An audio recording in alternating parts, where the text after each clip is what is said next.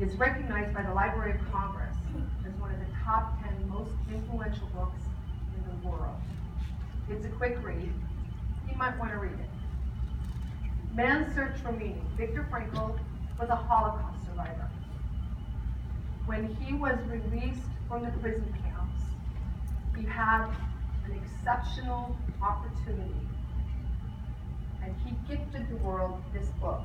He wrote it in 9 days, immediately after being released. In a nutshell, it talks about not the horrific experience of being in a concentration camp, but what it was that made some people survive, and not just survive, but actually thrive.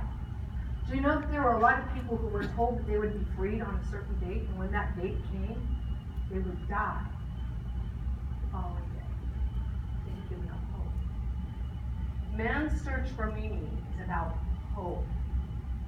It's about what it is that makes us all do what we do. What makes us want to succeed, want to get up tomorrow. What helps us find meaning. Sounds kind of significant, doesn't it?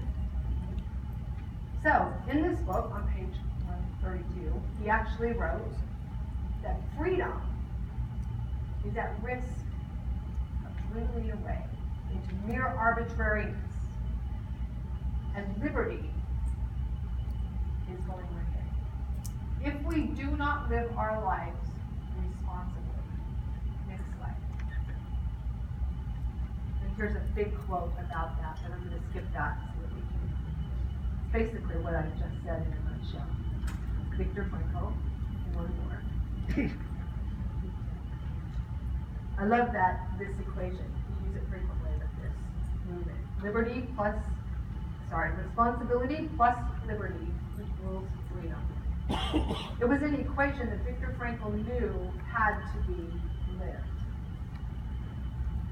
So Gary, this is my husband Gary. Isn't he cute? He looks so innocent right there. We miss him today, don't we? All you guys that know him. I do too. So he's got a shaved head right now, just so you know. It's starting to get cold in Utah. We had a tornado yesterday. Did you guys know that? Utah had a tornado that caused damage. That's kind of weird. So Gary is a world-renowned sculptor. And Gary's been creating works his entire career, about 35 years. And that is his sole career. So next slide. One day, Gary has someone reach out to him by the name of Stephen R. Covey. Anybody heard of him? 7 Habits of Highly Effective People, another really famous guy. Well, Stephen Covey was friends with Viktor Frankl. And on Viktor Frankl's deathbed, Stephen Covey made a promise. He knew how important freedom was. He knew that it needed to be lived with responsibility. And he promised Viktor Frankl that he would see to it that this project would happen. And he reached out to Gary and said, Gary, create your concept of what responsibility might look like in an iconic statue 300 feet tall. And this is what Gary came up with. And here's the miracle that happened next. Gary knew he had to find out if he was on track or not. The only living person who could tell him that would be Dr. Viktor Frankl's widow, Dr. Ellie Frankl, who is alive today, very supportive of the project, living in Vienna, Austria. Gary was able to go to Vienna, next slide, and meet with Dr. Ellie Frankl.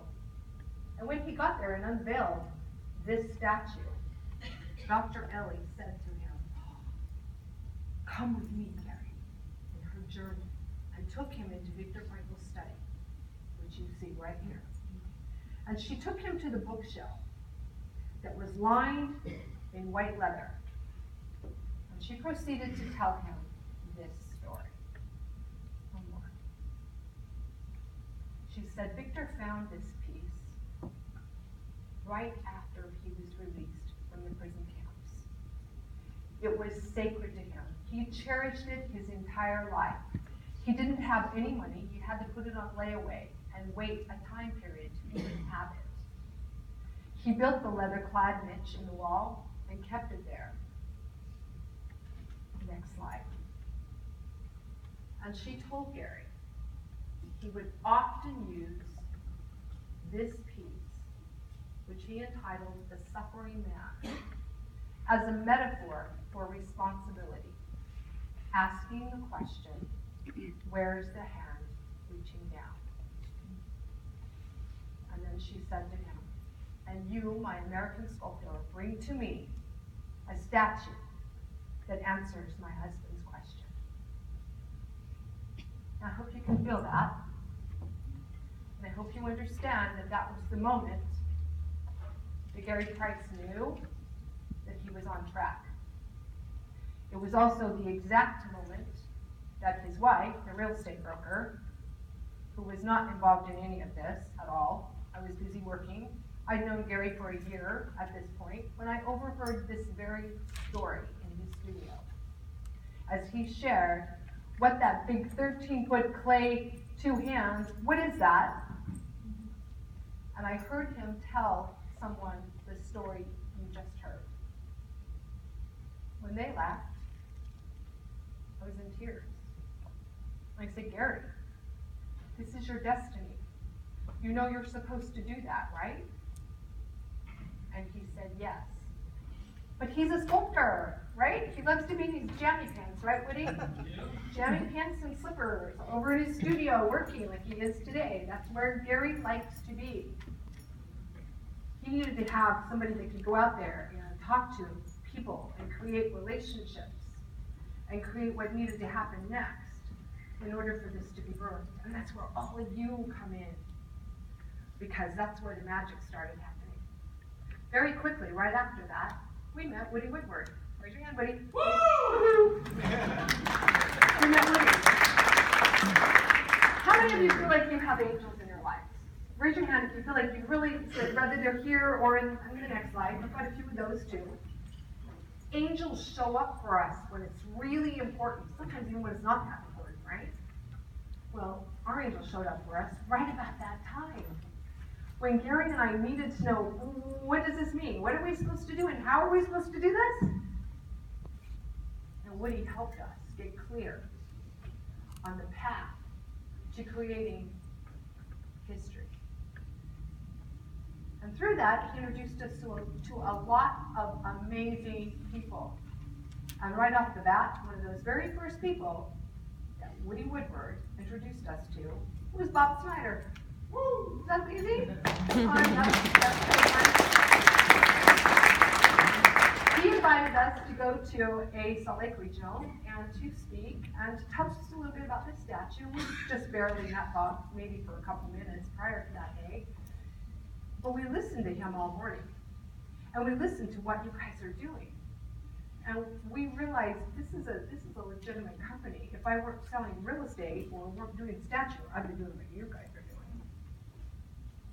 But that day we had a lunch break. And on our lunch break, we walked across the street, maybe a block or two, had some lunch, and on the way back, I had the opportunity to be walking with Bob Snyder, who I realized was brilliant. He's a businessman. He was walking along with me, hey Lisa, so have you thought about corporate sponsorship yet? And I'm like, well, yeah, I've kind of been toying with an idea what that might look like. You know, we're finally at a space where we're ready to start looking at that.